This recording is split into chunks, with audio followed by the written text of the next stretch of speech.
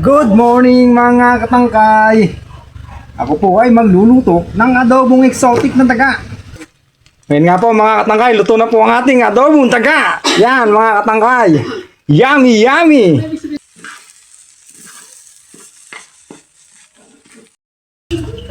Good morning mga katangkay. Ako po ay magluluto ng adobong exotic na daga. Siyempre, favorite, kaya excited mga katangkay. Yan. Ihatiin lang kung ganyan. Sa hita naman po, magdadalawahin ko lang mga katangkay.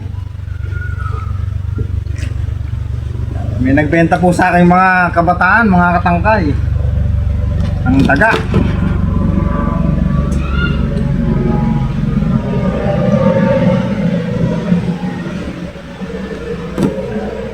Dito po sa amin sa baryo ng Balangkarisor sa bayan po ng Natividad, kumubuki rin po ito mga katangkay.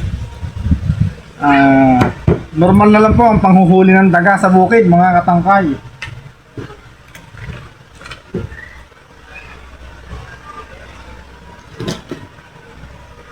Isa po ito sa mga paboritong hulihin ng aming mga kababaryo.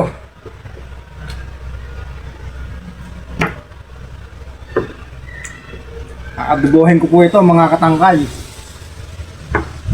Sasangkutyahin ko sa maraming luya, bawang at sibuyas.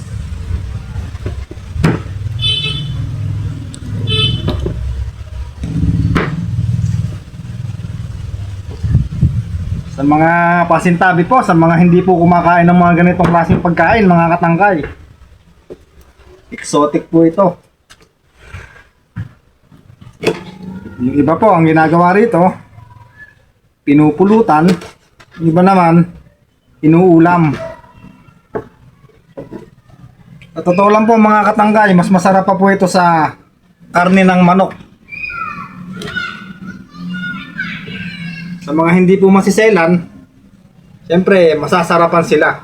Sa mga hindi naman po kumakain, ang tingin po sa kumakain nito mga dugyot. Pero po dito sa amin sa baryo, sa Barangay Balangkarisor, sa bayan po ng General Natividad, normal na po ito. Kasi peste rin po ito sa bukirin. Malakas pong manira ng palay itong mga ganitong nilalang. Yan nga po mga katangkay. Susunod ko naman po dito i-prepare yung mga sangkap. Kaya ng bawang, luya at sibuyas.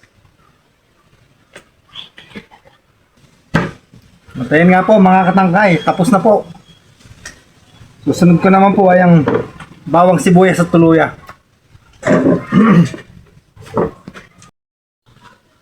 Yun mga katangkay, ako po ay kukuha ng luyang dilaw sa aking garden.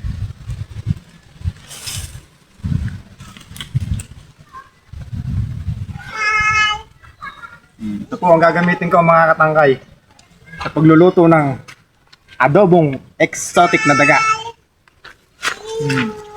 Hi daw bebe, hi! Hi sa video! Hi! Bebe! Hi sa video, halika! Hi sa video, hello!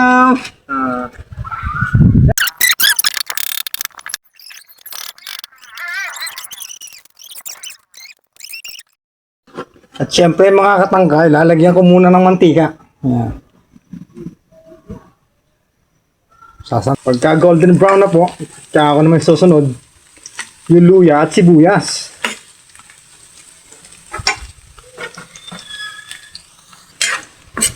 Malapit na pong mag golden brown mga katangkay ang bawang. Susunod ko na po yung luyang dilaw tsaka yung luyang puti mga katangkay. Lalagay ko na rin po yung sibuyas. Pagka golden brown na po, pwede na pong ilagay yung ating daga mga katangkay.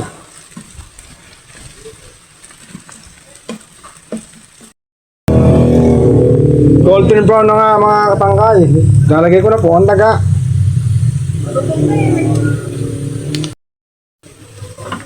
Ilalagay ko na nga po mga katangkay. Yan.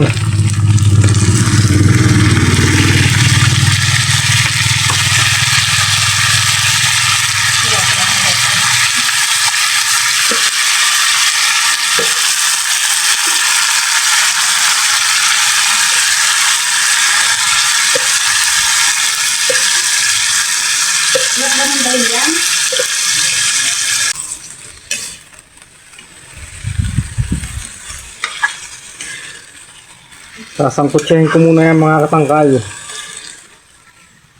Pag sangkutsado na, kaya ko naman po lalagyan ng suka at toyo.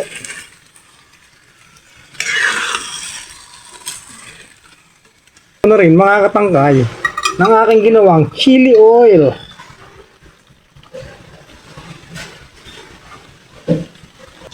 Yan po ang magpapasarap sa aking adobong daga mga katangkay.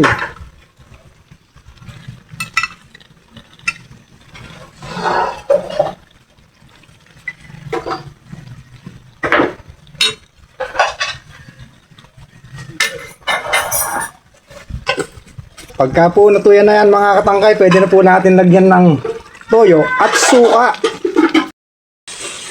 Yan mga katangkay, lalagyan ko na po ng toyo.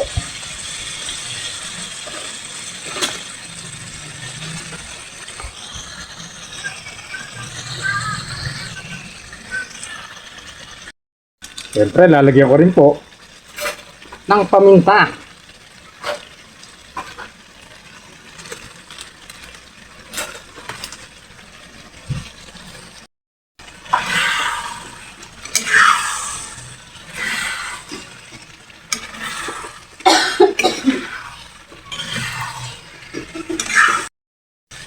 Susunod ko na po ang suka, mga katangkay.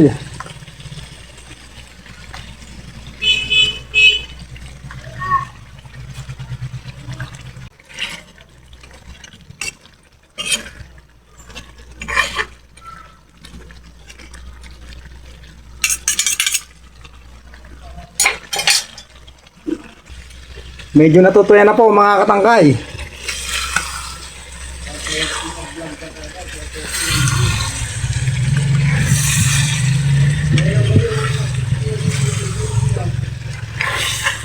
Yung 9. Di man umatin. Lalagyan ko na po ng bitchin mga katangkay.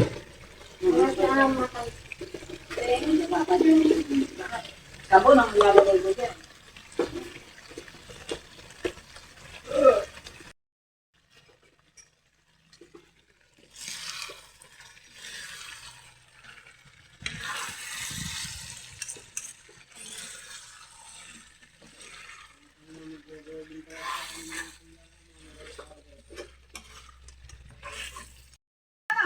Yon mga katangkay, lalagyan ko rin po ng tanglad, pangpabango ng ating nilulutong adobong daga.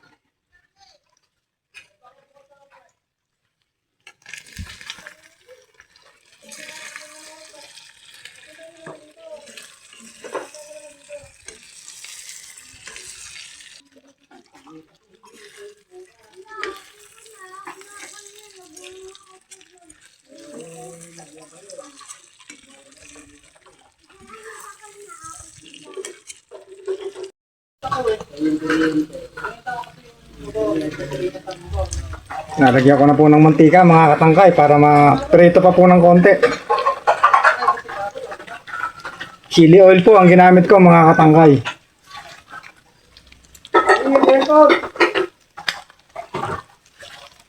Hindi makakatarabaho yun. Madilim na naman. Ngayon nga po mga katangkay, luto na po ang ating adobong daga. Yan mga katangkay. Yummy, yummy!